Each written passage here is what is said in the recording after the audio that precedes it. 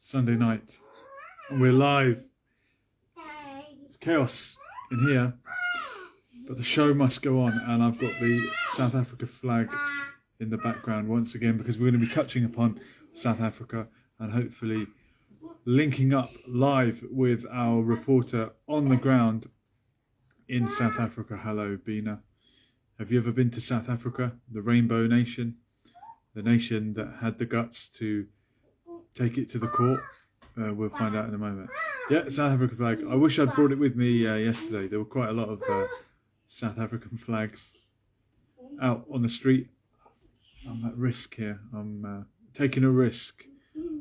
It's family time, but we're going live. And of course, South Africa didn't get the result we were hoping for quite, but they were given 30 days to come back and prove that they're doing everything they can to prevent the genocide that's unfolding. So hopefully in a few minutes we'll speak to someone who is down under, but not Australia, South Africa. And luckily, I think the time zone in South Africa is similar to the UK because you're not far off the Greenwich Meridian. I always find it weird that somewhere could be so far away, but still have a similar time zone. I remember being in Morocco, the other end of Africa, and I think it was exactly the same time zone as the UK, and it really sort of bothered me. I don't know why. Very strange that I'm like that. One of the things I think we appreciate about going far away is that you're away from everybody, you're away from work and all the chaos that brings. And for some reason, just looking at the clock and knowing that if it's 3 o'clock here, it's still 3 o'clock in the UK, it really kind of it bothered me. Bina, you've been all around the world. What's the furthest away you've been in terms of time zone? How many hours ahead or behind have you ever been? I think when I was in Canada, it was probably 7 or 8 hours behind, and it's always much worse when you come back this way. Vietnam, so they would be ahead. How many hours ahead is Vietnam or Vancouver? Yeah, there you go. Explain that, flat earthers. Explain that one. I'm not going to go into that tonight. They think they've got an answer for everything. Vietnam and Vancouver, touring the world, but places that begin with V. Where else? I've been to Vienna, I think. Have I been to Vienna? Maybe. I've been to the Vatican City. You get a bonus point for that one. It is a separate country. When I was trying to rack up as many countries as I could in 1 year, I did stop off in the Vatican City while we were in Rome to include it as an extra country. Yeah, I don't know why it's not part of Italy, but it's not. And you've also got San Marino in there somewhere in Italy, also a separate country.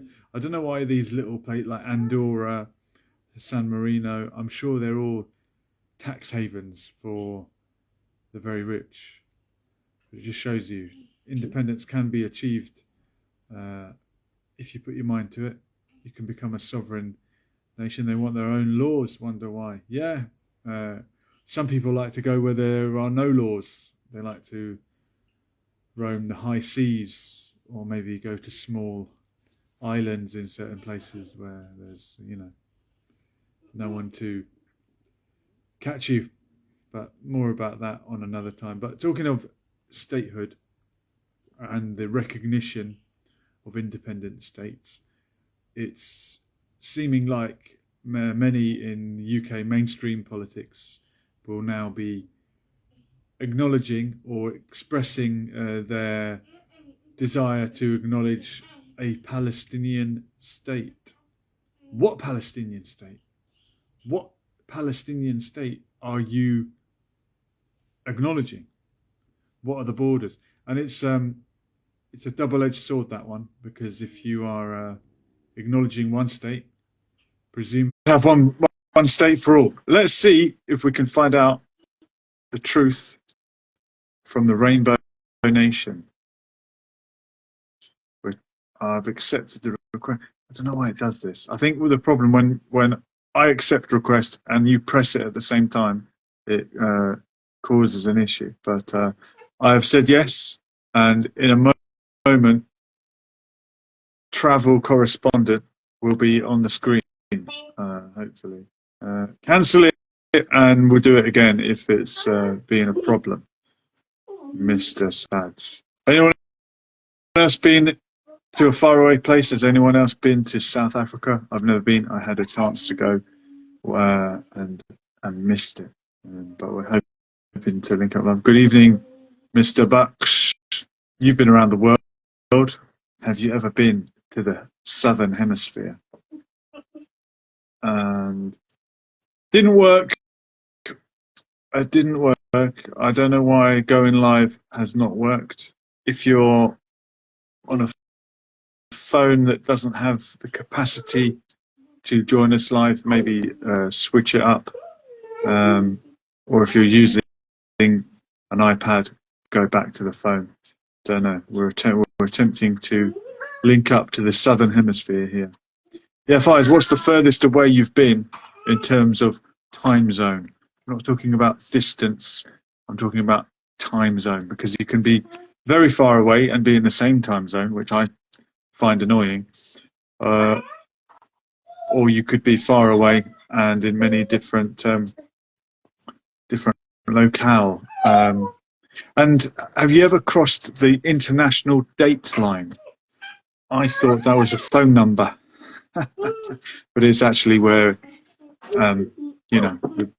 the world has different dates, because there must be 24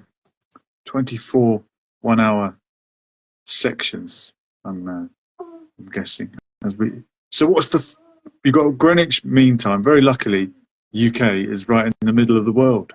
Who would have thought it? On a round planet, we're in the middle, and that's where you get the Greenwich Meridian. If you've ever been to what is it they've got in Greenwich? Observatory or something. And anyone to the east of that is ahead. Anyone to the west of that is behind. So I'm guessing the furthest east you could be would be 12 hours ahead of us. But then and then when you get to the international date line, you're exactly 24 hours ahead. Alaska must be exactly 24 hours ahead of, I don't know, Japan. Have I worked that out correctly? Or is it the other way around? Well, here comes the request. Let's see if it works. Go live with Saj in 5, 4, 3, 2, no. Saj. Yo, can you see me? Yes. Let's go. There we go. Rainbow hat for a Rainbow Nation. I've got the flag and you've got all the flags. Yep. How is life in South Africa, and why are you there? Why am I there?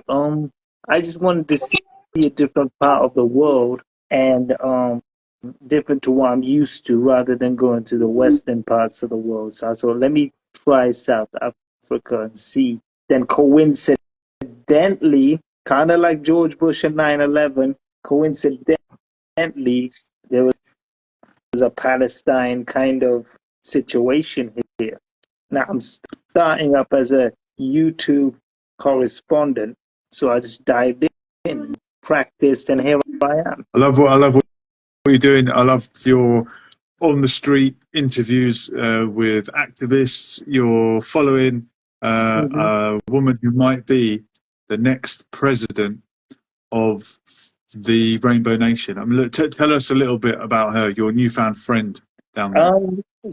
So I was in the Palestine protest, the first one. It was on a Friday, and she had come up to me and passionately wanted to spread her views on this newly developed YouTube channel that I started. And she was like, "Oh, I want to get the side of South Africa out there that no one gets to see. Everyone's always talking about danger and Johannesburg and guns and kidnapping and stuff like that. But she just basically said to me that that's what she's kind of trying to do, and the So rest was history. how well we can see this. This is Kristen Kwan, right? Yeah. Who is active in the Palestine solidarity movement out there. Mm-hmm. Did she tell you anything about her background? I mean, it's the Rainbow Nation. Which community is she from? One thing is with South Africans, the ones that I've met anyway, especially in the Bukap region, they tend to have mixed families. So they have Christian and Muslim, half. So they're very in touch with both sides of the fence of those two religions. And are they Muslim people whose ancestors are from like India and Pakistan, or the Indian subcontinent as it was back then? Are there or African like Cape Malay? Muslims as well? Yeah. So Cape Malay, there's such a mixed breed here. Malay. Okay, so the Cape Malay, is that what they used to call the Cape Coloureds? That's the term that they use. Yeah. Well, here's the thing: they still use the term coloureds here. Oh, wow. Because to us that sounds not very PC, but they describe themselves as the Cape Coloureds. Yeah. Yeah. Could I just take a second to let's give a shout out to our sponsors today, Spookies.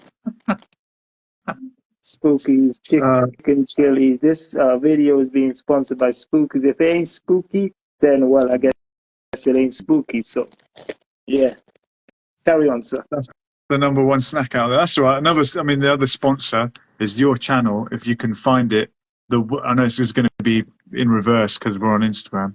The World for You.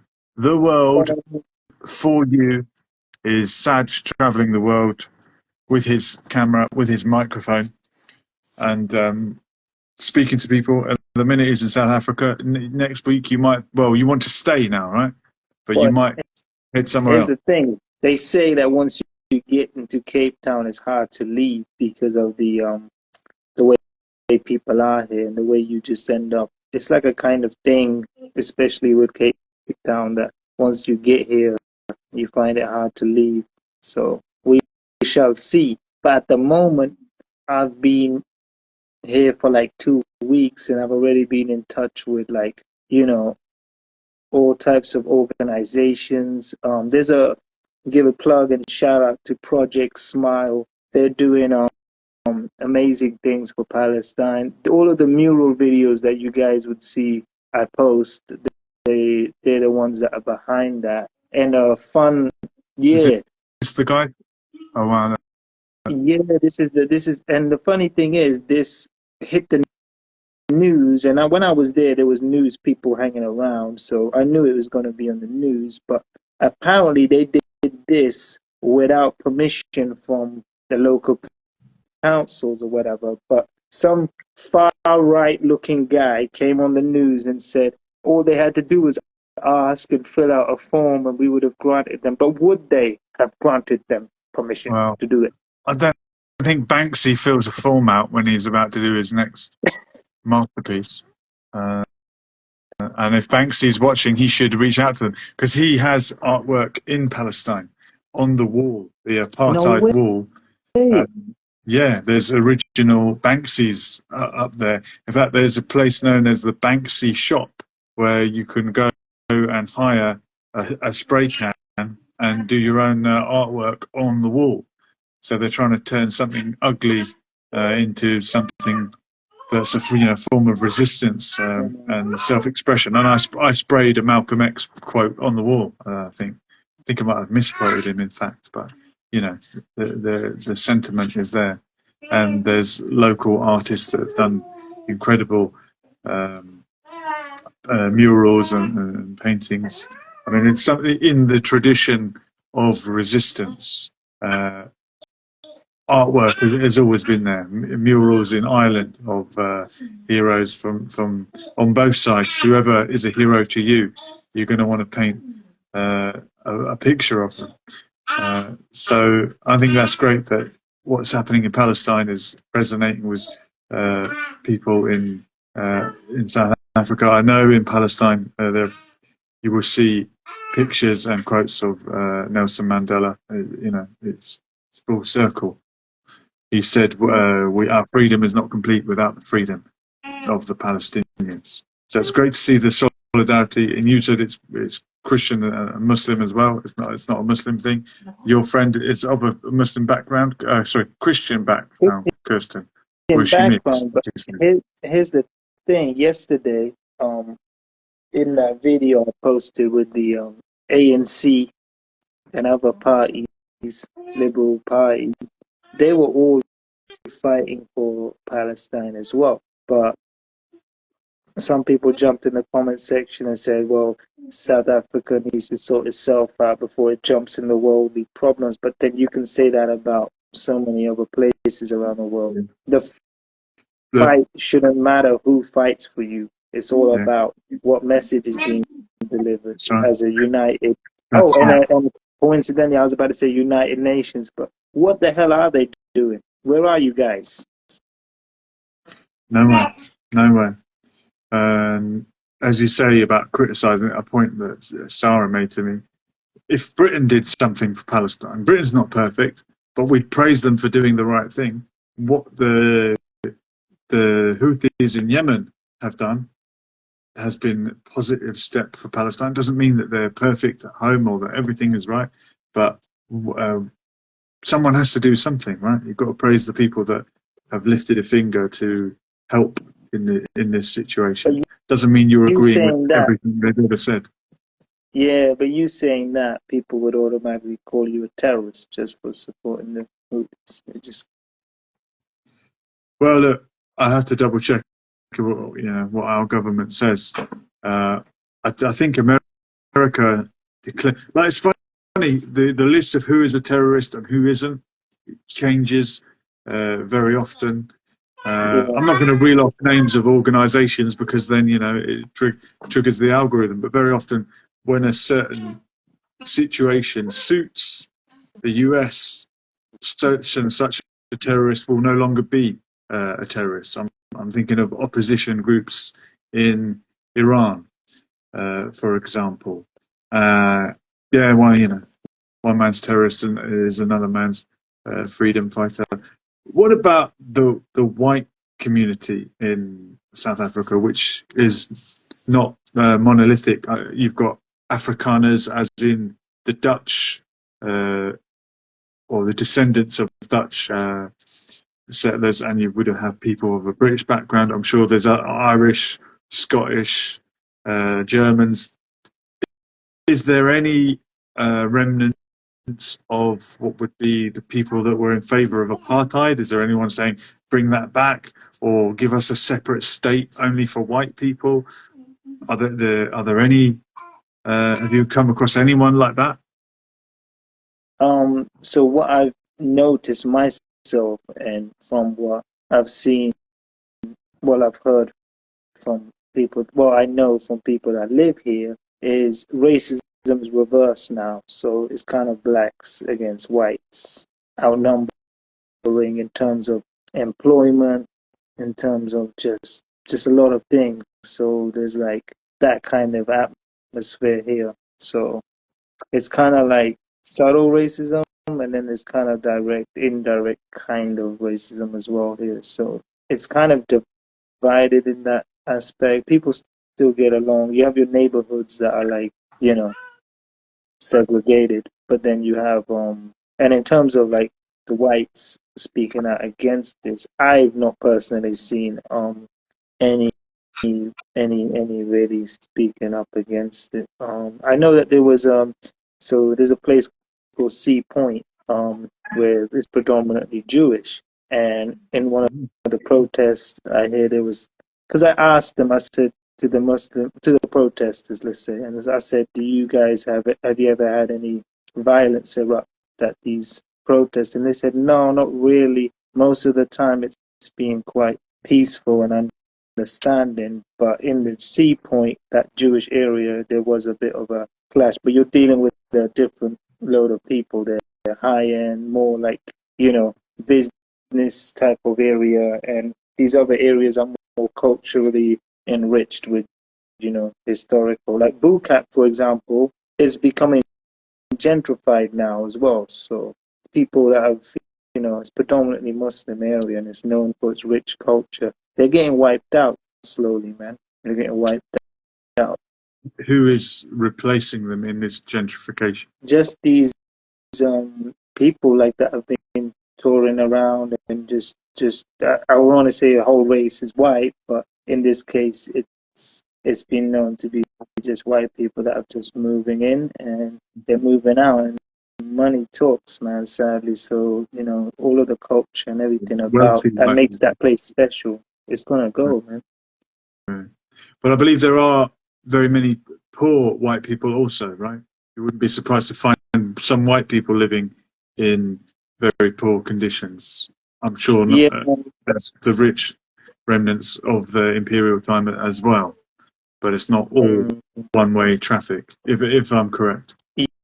Yeah, I mean, even like, I know the YouTube comment sections are always divided, but one thing I've noticed is there's always conflict with who's right all the time, right? And in that case, it's like they're still divided just by the way people talk and behave. I mean, there's that separation of just, but like I said, it's like it's on the table's on the other turned on the other way now, whereas the blacks are against the whites, and they are quite harsh with dealing with them.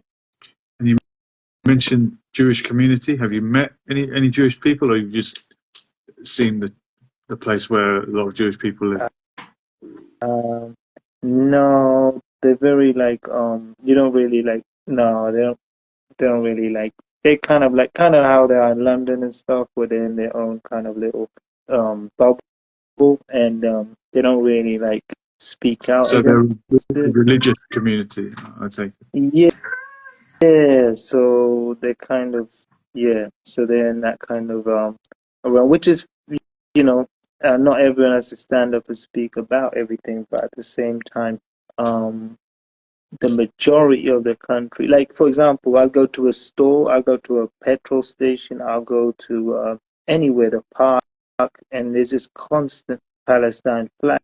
It's like you're overwhelmed with Palestine. Like there's so much. It's incredible. And I've never, aside the mosques as well, I never seen a mosque have a Palestinian flag outside it. Not in my kind of time of seeing mosques when I've been walking around. But yeah, even mosques have had like painted murals across a white mosque of just the flag, and these little things that just might look to some people as cute and little arty type of stuff, but the message is like people are driving past seeing it. It's programming in your head that Palestine is here to stay for South Africa. And they said, a protester said, we are not, the protest specifically says they will not stop protesting every Friday outside a cathedral until it stops, the ceasefire happens. So that's pretty incredible. And I believe them. And another thing is the church, which I should have went today, but I got a bit held up with some stuff. But there's a church that even holds a 1-hour vigil every Sunday at 10 a.m. for Palestine. A church. That's great. That's great. Just to bring it back to the Jewish community, I was interested because from what I know, in the times of the ANC, the African National Congress, being Nelson Mandela's political movement, of the few white people that were part of that movement, fighting back against apartheid, very, very many of them were Jewish, apparently. And you had names like Dennis Goldberg, Ruth First, Jewish people who would have been regarded as white, I suppose. They look, they could blend in as white people, but they're still a minority. And maybe for that reason, or for, I don't know, a belief in justice, they stood with the black people struggling against apartheid and other races as well. I mean, that's what I'm trying to remind everyone. It wasn't just a black and white thing, and No. the Asian community were sort of stuck somewhere in the middle. I take it, perhaps not on the bottom rung of the ladder like black people, but certainly not given the full rights of a white person. And these Jewish members of the ANC fought hard. And I think George Galloway said that Dennis Goldberg was kept in a different prison. He couldn't even socialize with his comrade Nelson Mandela because they're a different skin color, even though they were in prison Wow. at the same time, fighting for the same cause. And the apartheid kept them separate. And many of those Jewish people that fought on the side of the ANC then went on, or probably were already at the time, great sympathizers with the Palestinian cause. And people have been bringing up this similarity, this commonality of apartheid, of separating a race, of settler colonialism. So many of them would have been and continue to be fighting for justice in Palestine. And at the time, South Africa had a very good relationship. Apartheid South Africa had a very good relationship with the government of Israel. I believe they traded weapons and were on good terms. So when the script flipped and apartheid was finished, it's not surprising that the new integrated post-apartheid South Africa are against what's going on over there. Just to put it in context a bit for you. If anyone, can we get more than 2 people on the screen, or is that the limit? You think you can get 3 people? If there's anyone else that wants to jump on, you'd be welcome. I got a joke for you. You ready for the There we joke? go. We're lighting the mood on a Sunday night. Okay. What do you call it? And this isn't offensive to Jewish, by the way. It's just a joke. It's not even. It's not even. No. It's not even like. It's just the term. Like, what do you call a Jewish fart? Don't know. Whoopi Goldberg. Whoopi Cushion Goldberg. Yeah, Whoopi Goldberg. Who got the name? Yeah, but Whoopi Goldberg isn't that Jewish. came in my mind as we were talking, and when you said Dennis Goldberg, the only Goldberg I know was a WCW champion, Bill Goldberg. Whoopi Goldberg, she was accused of anti-Semitism herself recently, despite bearing a Jewish-sounding name. What?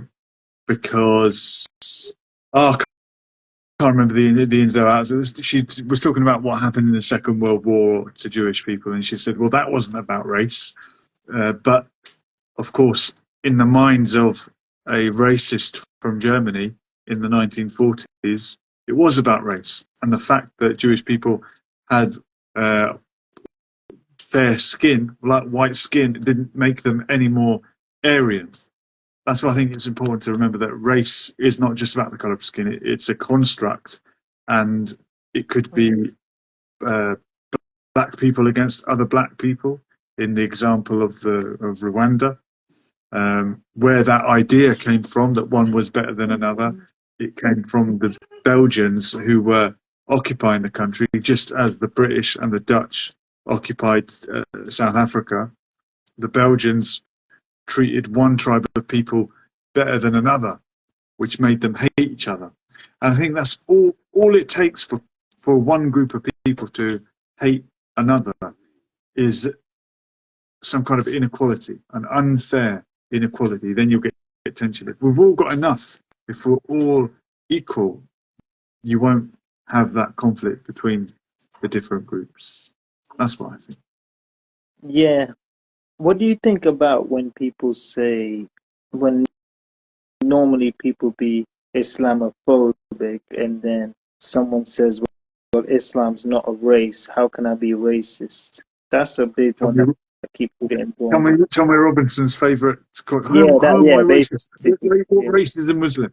Well, often it'll be white people that would say that, and the majority Muslims that they encounter are not white. Mm. But if you genuinely were saying, "Oh, I've got nothing against," it's nothing to do with race. I just don't like Islam. Islam is broad. There's a billion Muslims, and there's 70 plus different sects that most of humanity's never heard of. How could you hate the entire thing? You could hate certain forms of it or certain expressions of it, but it's broad, it's vast. And I And you think, know that book, Mein Kampf, is it actually, because the last I heard it was banned in Germany, but then I found out that it's being, you can still somehow get access to that book, but for like historical purposes. Mein Kampf. yeah, I mean, look, if you want to get in the mind of a horrible person and work out why they did what they did, maybe, but I wouldn't want to. Like, I don't want to ban any book. I'm in favour of freedom of speech, but if you're calling for horrendous things, and if it were to be read by impressionable children, I don't know. I mean, it was him who started book burning, if you remember. So I didn't know this. Adolf Hitler. I believe that's where the term comes from. Book burning. So is it right to ban the book that started book burning? Do you I personally don't know. It's a believe that? very difficult one. It's a very difficult one. Yeah. Being a pure freedom of speech advocate to the point of you can't call for violence. You can't spread hate. So if someone wants to read it to learn from history as a historical artifact, that's fine.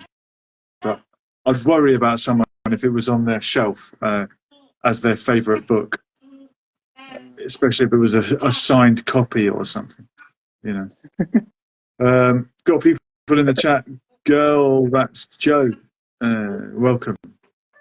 Oh, he's one of my friends. We're intertwining our friends. He's one of my Instagram friends. Hey, girl, that's Joe. What's up? He was last I spoke to you. You was traveling to can't remember if he's traveling to Egypt or Jordan. He's an American guy, by the way. We briefly spoke. I'd like to know his experiences actually going there. We should touch up on that. We was meant to, yeah, I was meant to get an update on where he. I think he was going there, or was it Dubai? Somewhere I can't remember. He'll message and let us know. Border. You can go from Egypt to Jordan. There's a boat route. Although, going anywhere on that in the Red Sea is difficult at the moment. Yeah. If you're, he was going to Egypt. Yeah. Did just out of interest, did the Egyptians haggle you because they're known for that? They done me over and they just don't leave you alone. Sorry if any Egyptians are watching this, but even Egyptians that I do tell this to, they're very embarrassed about how aggressive their people can be when it comes to tourism. And, going back to what you said about crossing the border, I never forget when I crossed the border from Amman to Palestine. Okay, you went across the King Hussein Bridge. I went across the King Hussein Bridge, and what had happened was I was nervous because just being a Muslim and solo traveler, and just hearing these stories and knowing people that have been through it, it was kind of like, okay, I've got nothing to hide. I hold a British passport. Yeah, I'm a Muslim, but we shall see. I've got nothing to hide.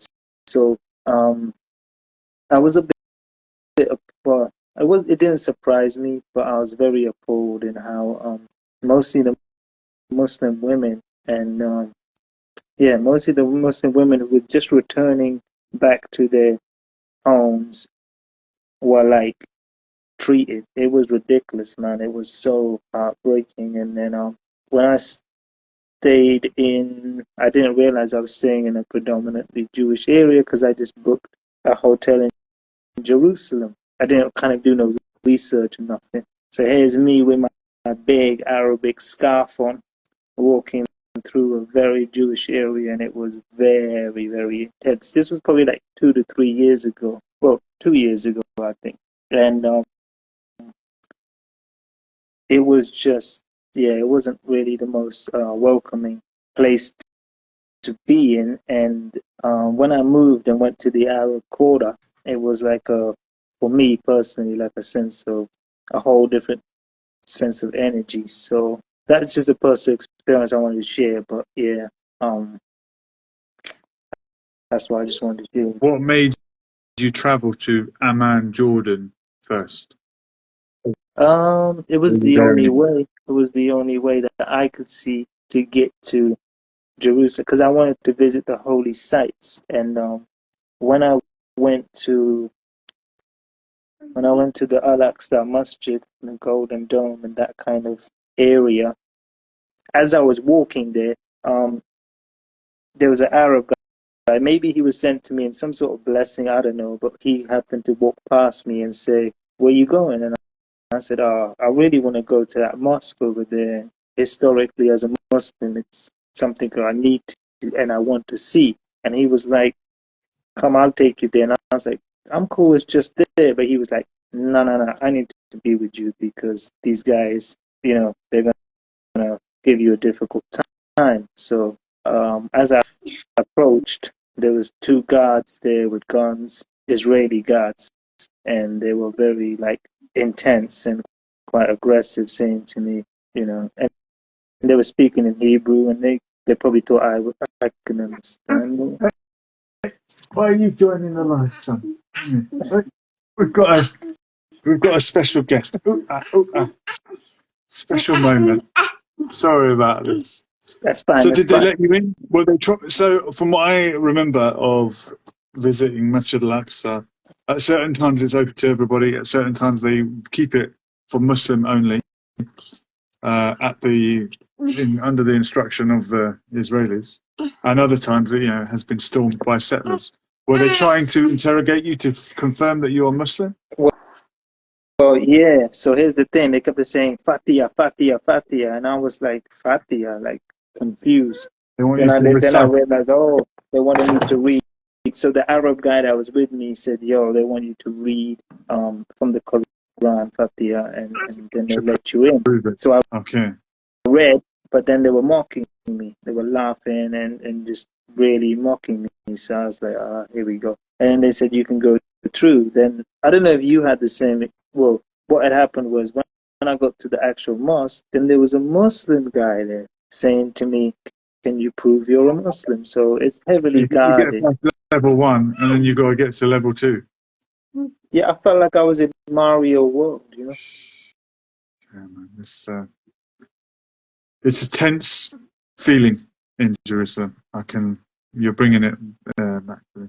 So you better go and take care of business here, change a few nappies, that sort of thing. But really appreciate you coming on. I will share this on here so people can catch up with it. I'll download it. I'll put it on the channel, and we'll tag your channel once again. That's World for You with a number 4. Anyone Where'd you get it? would think I was copying. I took the 4 out of your, but It's been done before. Pleasure, Saj. you too, man. Have a good night, bro. You too. 3-3. Bye-bye.